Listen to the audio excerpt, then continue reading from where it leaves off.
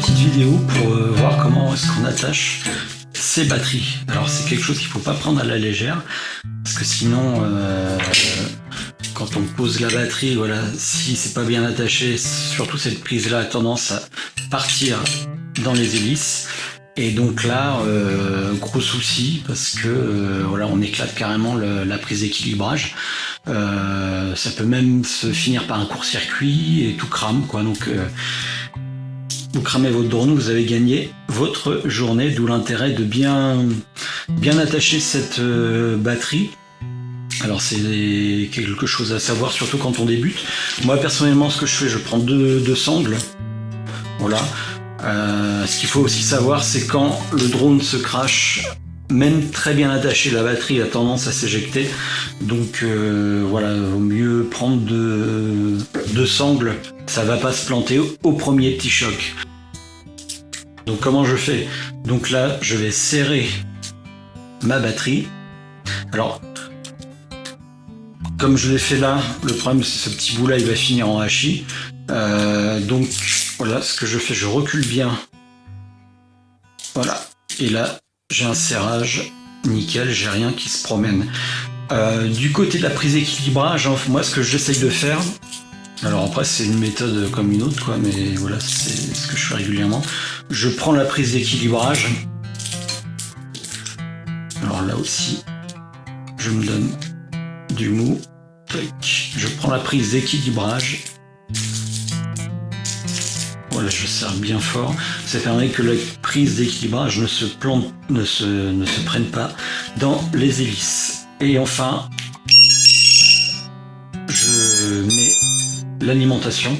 Alors là aussi, il faut que je veille à ce que voilà, cette prise-là, la XT60, quelle que soit sa position, ne rentre pas dans la trajectoire des hélices. Donc sinon, on peut mettre encore une troisième sangle à ce niveau-là. Là, comme j'ai fait, j'ai pas vraiment de soucis, quoi. Donc voilà, je laisse la XT60 comme elle est. Mais donc voilà, là j'ai ici un serrage qui est assez sûr.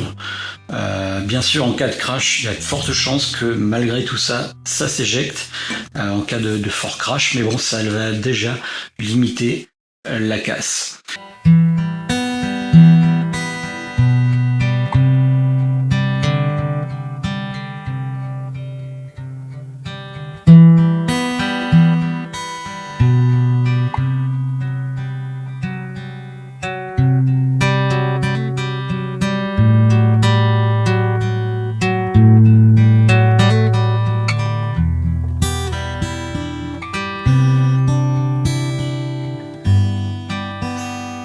Ça, c'était une manière de faire.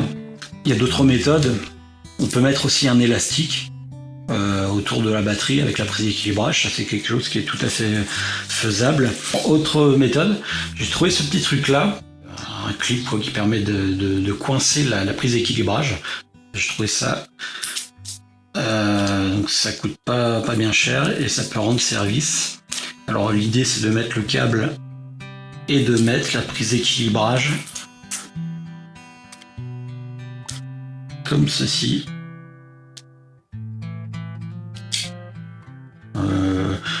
Ça marche pour du 6S et il y en a aussi un pour du 4S, donc ça va coûter 1 euro, quoi. Donc vraiment un petit gadget très pratique, et ça vous fait quelque chose de très propre sur le drone.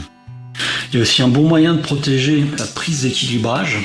On voit, alors ici j'ai pas cette protection, en fait c'est ce petit truc en plastique là. Donc là c'est du 4S, ouais c'est du 4S.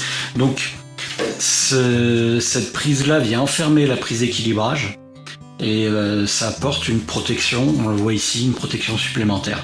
Bon, ça sauvera pas, si vraiment ça passe dans les hélices, ça sauvera pas la batterie sûrement, mais ça offre une protection au niveau des câbles. Voilà pour ce petit tuto. C'est quelque chose auquel on ne pense pas trop quand on débute. Moi, ma première batterie, le préséquilibrage à fine dans les hélices. Mais voilà, vaut mieux s'inquiéter de la question avant le premier vol.